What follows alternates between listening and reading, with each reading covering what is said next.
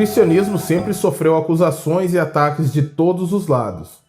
No começo da história da igreja, fomos chamados de sediciosos, de desordeiros e até mesmo de ateus. Essa última acusação resulta do fato de os cristãos primitivos recusarem-se a reverenciar os deuses pagãos, adorando um Deus único que não possuía estátuas ou gravuras. Uma das mais comuns dessas acusações feitas a nós é a de que Jesus Cristo seria apenas uma invenção, um mito criado pelos seus discípulos, pela Igreja Católica ou mesmo pelos romanos. Parece fazer sentido para alguns que os romanos tenham criado um Messias judeu, que viveu em Israel e foi rejeitado pela própria nação judaica. Somente por esse breve comentário você já pode perceber o quão absurda é a ideia de que Cristo seja um personagem mítico de autoria romana. Porém, posso acrescentar mais 2 bons motivos para ridicularizar essa tese. São eles: primeiro, os romanos veneravam a virilidade, a vitória e a conquista. E o segundo, o conteúdo dos ensinamentos de Jesus.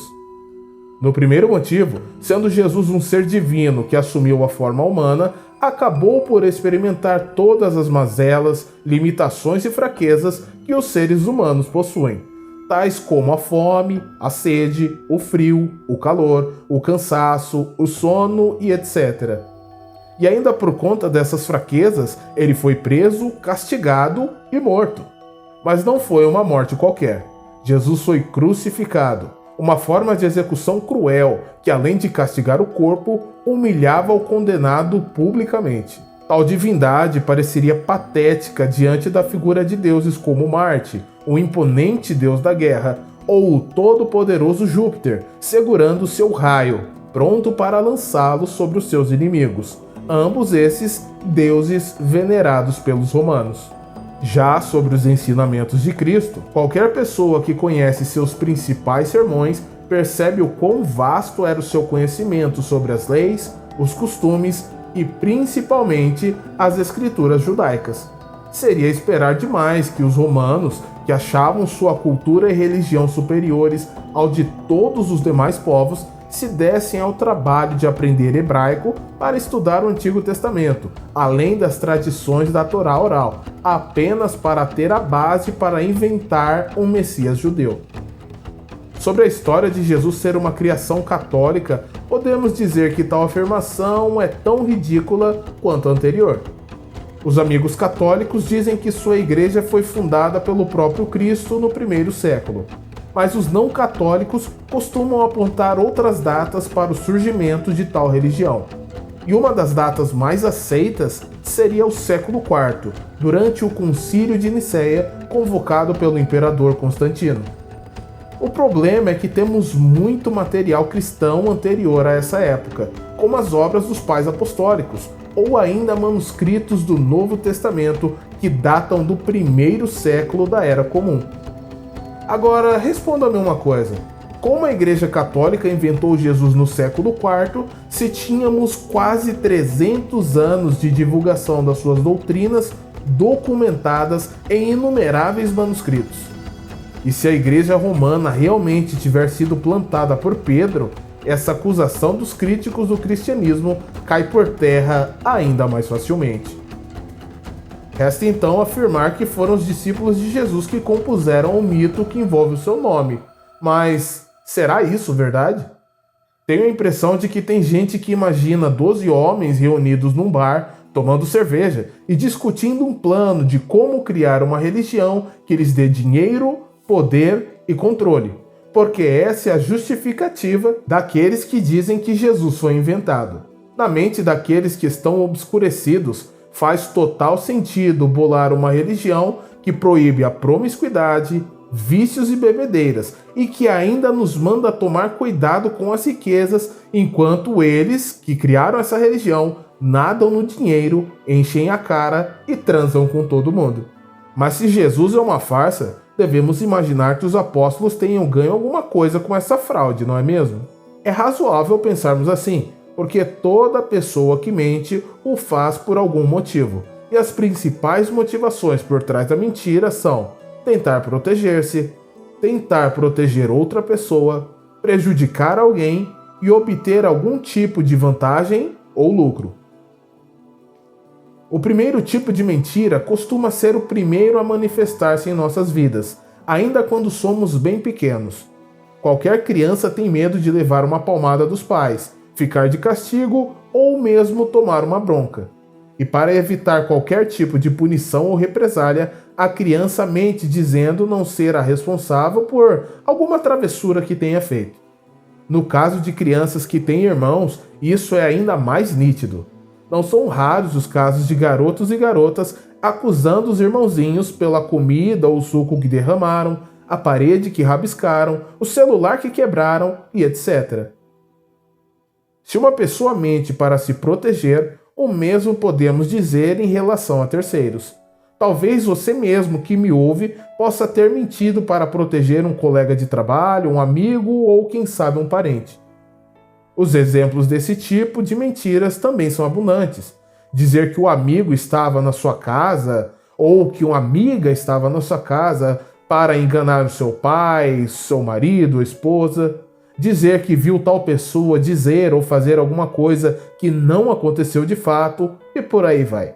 Mentir para prejudicar alguém muitas vezes é motivado por um desejo de vingança, mas também pode acontecer porque alguém simplesmente não foi com a sua cara. Isso também pode acontecer porque o outro está interessado em algo que você possui, como sua vaga no trabalho, por exemplo.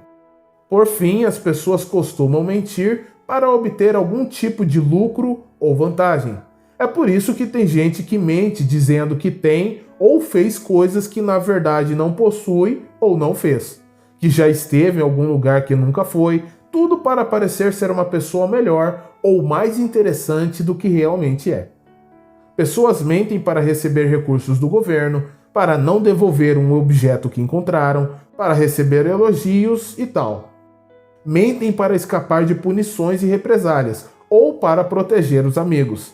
Mentem para vingar-se de alguém que lhes desagradou, ou simplesmente para ter o prazer de prejudicar outro ser humano.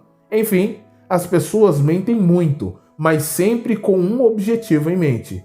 Tendo isso em vista, fica a pergunta: será que os apóstolos tiveram algum desses benefícios com a história de Cristo? Pois eu posso afirmar a você que me ouve que nenhum, absolutamente nenhum dos apóstolos teve qualquer benefício desse tipo com a pregação do Evangelho. Ninguém se protegeu de nada, e muito menos livrou algum dos irmãos da perseguição, das torturas, das prisões que experimentaram os cristãos da igreja primitiva. E isso não apenas os 12, mas boa parte da cristandade participou do mesmo destino. Tomemos o exemplo de Paulo. Em sua segunda viagem missionária, ao passar por Filipos, na Macedônia, na companhia de seu amigo Silas, o apóstolo foi preso juntamente com seu acompanhante. Amarrados na praça da cidade, Paulo e Silas foram publicamente açoitados e depois lançados no cárcere escuro. Mas essa foi apenas uma das 3 vezes que Paulo foi açoitado com varas. Mas também poderíamos falar das 5 vezes que o apóstolo recebeu dos judeus uma quarentena de açoites menos uma, ou das inúmeras vezes em que ele foi preso. Ah, mas Jesus foi inventado para fazer dinheiro, dizem os críticos. Porém, não é porque na Idade Média a Igreja Católica era riquíssima, ou porque hoje temos um séquito de pastores ostentando mansões e carros de luxo que esses representam o verdadeiro evangelho. Inclusive, já refutamos mais essa falsa acusação contra a Bíblia. Contudo, vamos demonstrar mais uma vez que o cristianismo não aprova esse tipo de conduta. O amor ao dinheiro é a raiz de todos os males. Vocês não podem servir a Deus e as riquezas. Os que querem ser ricos caem em tentação e laço. São passagens bíblicas mais do que suficientes para provar que essas ideias pregadas por certas igrejas que mais parecem empresas, não estão de acordo com o texto sagrado. Contudo, as evidências vão muito além disso. O livro de Atos dos Apóstolos conta, no capítulo 13, a história de um homem coxo que foi curado na porta do templo de Jerusalém. O homem, de cerca de 40 anos, era aleijado desde o ventre de sua mãe e ficava sentado em uma das entradas do santuário, à espera de uma esmola, pois era mendigo. De repente, surgem dois homens que se dirigiam à reunião de oração que aconteceria naquela tarde. Aqueles homens eram ninguém menos que Pedro e João, dois dos principais líderes do plano ganancioso de criar Jesus. Pedro para diante daquele homem, que logo estende a mão, esperando receber uma moeda qualquer. Daí vem a surpresa. Pedro, tomando a palavra, diz ao mendigo: "Eu não tenho ouro e nem prata." Ué, mas Pedro não inventou Jesus para ficar rico, tirando dinheiro dos fiéis? Na cabeça dos contradizentes, sim. Na vida real, não. Se Pedro é considerado por muitos o primeiro papa, o maior defensor da seita dos nazarenos, sem dúvida, era Paulo. E será que ele enriqueceu com o evangelho? Além de dizer abertamente que a piedade não é motivo de lucro financeiro, Paulo seguiu uma vida de completo minimalismo e, em algumas ocasiões, acabou passando fome e sede por amor ao evangelho. Muitas vezes não tinha uma coberta para aquecê-lo à noite, e nem havia pousada certa para ele. Paulo foi um homem que levou às últimas consequências aquilo que pregava. Mas não foram apenas os dois principais propagadores da mensagem de Cristo. Todos os apóstolos viveram e morreram como pobres. Vamos inventar um homem que morreu e ressuscitou. E se disserem que é uma mentira? Nós negamos. E se nos baterem? Nós continuamos negando. E se nos prenderem? Nós continuamos negando. E se nos matarem? Nós continuamos negando. Percebe como não faz sentido dizer que Jesus foi inventado pelos seus discípulos? Um bando de judeus ignorantes sai por aí contando uma história falsa e não ganham absolutamente nada em troca, a não ser ódio e perseguição, tanto dos seus patrícios como dos estrangeiros. Não faz sentido algum.